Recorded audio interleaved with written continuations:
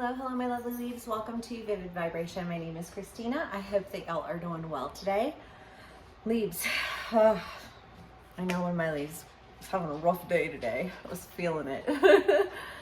The sword, the prayer, the womb, Anima Mundi, and the cave.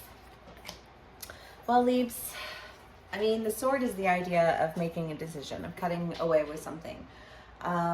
The rest of this doesn't really seem to have a whole lot to do with this energy, so we're totally gonna dive in and do clarifiers pretty early because I'm not really sure what to do with that. But the prayer is the idea of manifestation, and Anima Mundi is in all things, be all things. And I feel like there is this sense of perfecting your manifestation, right?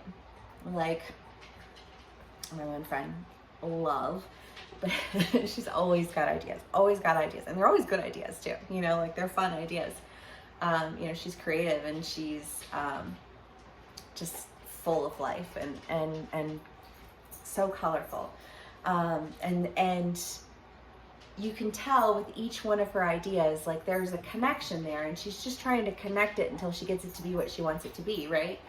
And I feel like that's kind of like this idea of the prayer in Anima Mundi, because there's an idea here of like connecting all the pieces so that you can figure out what you're taking and where you're taking it and why you're taking it there, right? The womb and the cave. The womb is the idea of a safe place. You have everything that you need in order to grow. And the cave is the idea of intimacy.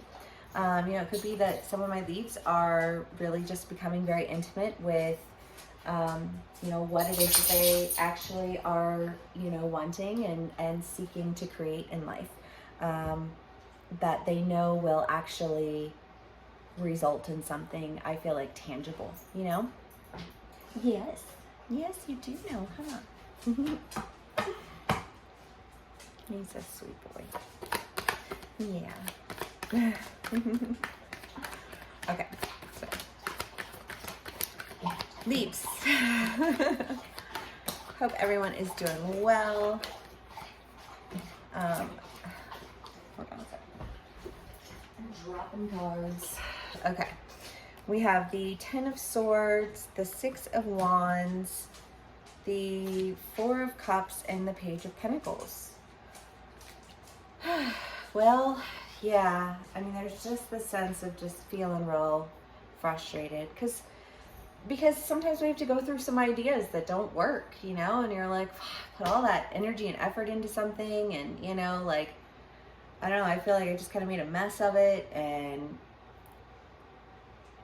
I almost get the sense of like you got caught up in it, and it was like the more caught up you got, the worse you made it, and then the Ten of Swords and the Page of Pentacles, but I feel like that.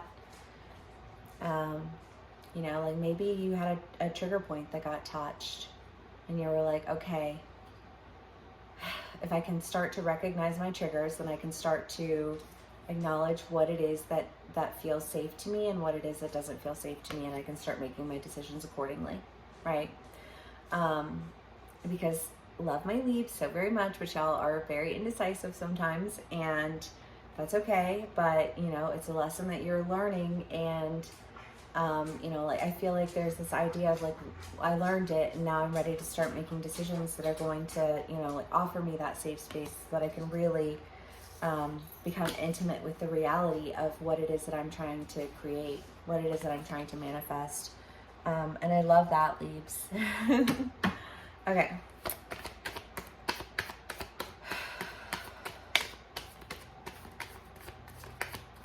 Four of Cups.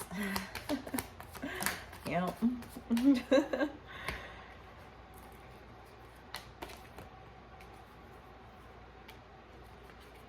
I don't think you're staying there though. The Four of Cups is the idea the grass is always greener on the other side of the fence.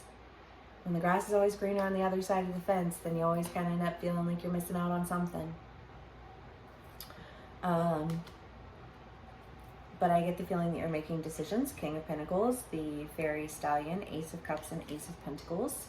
you're making a decision to really start moving in directions that, even if it is like a small start, even if it's a small beginning, even if it's not like that, because I know some of my leads are also all about that like passionate whirlwind romance. And you know, I have one of my friends, and you know, him and his girlfriend at the time, you know, like 2 weeks in, were like, oh, I love you and you're my soulmate and da da da da. And you're just like,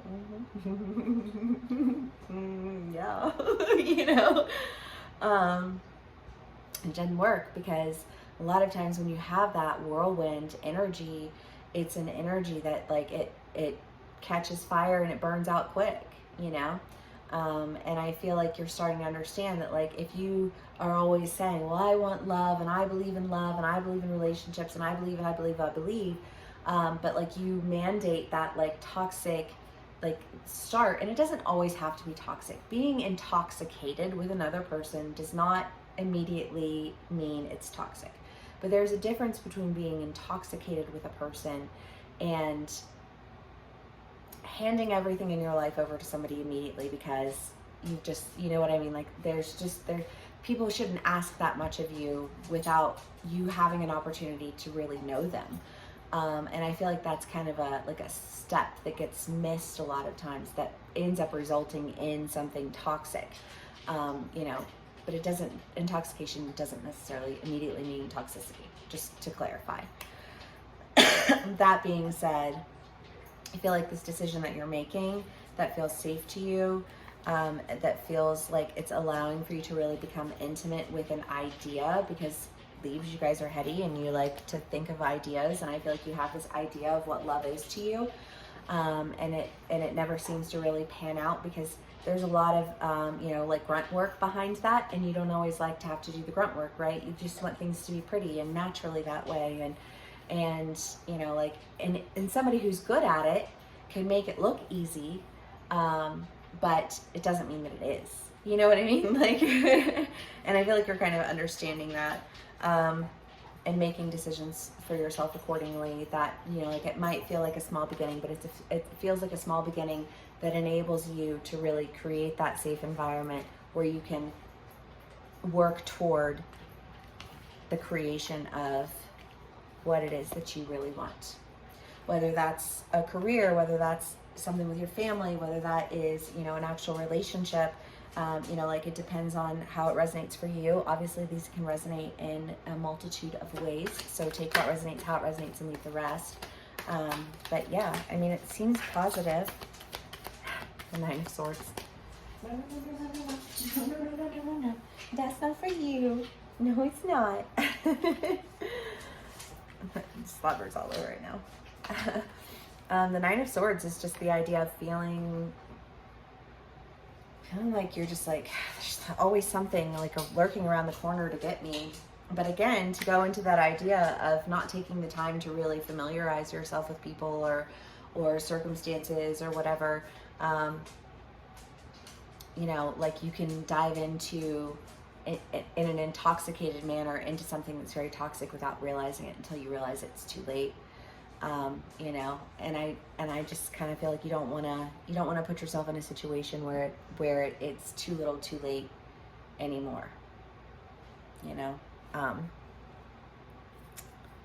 that's a hard lesson learned. Okay, self. Yeah, because ultimately that's a you thing, right? You know, like, if you only expect things to be a certain type of way and you expect them to be that way all the time, then it becomes almost like a Stepford wife energy, or the Stepford husband energy, or whatever, you know, where it's just like checking all of the boxes. And did you smile, and did you curtsy, you know what I mean? And did you, you know, like, did you accept it when I walked all over you? And did you know what I mean? It's just kind of like you can't expect to create something healthy and beautiful and developed if it is created in an environment that is simply full of intoxicated behavior that leads down a path of toxicity. Again, that's a you thing, because you're the one who decides whether or not you want to walk down that path, right? Like, you can say, oh, well, that was them and that was what they were doing and da da da. But it's like, but you were walking down that path too, and nobody had a gun to your head. You know what I mean? Like, that was your choice. And I don't think you want to make those types of decisions anymore. And I send you all of my love and all of my luck, because it's hard to face ourselves, and yet it's the most rewarding thing that we can do. And so I feel like you've got all the rewards waiting for you, Libras. You've just got some realizations that you're coming into, that you have to learn before you can take that next step, right? Because life's a journey, not a destination.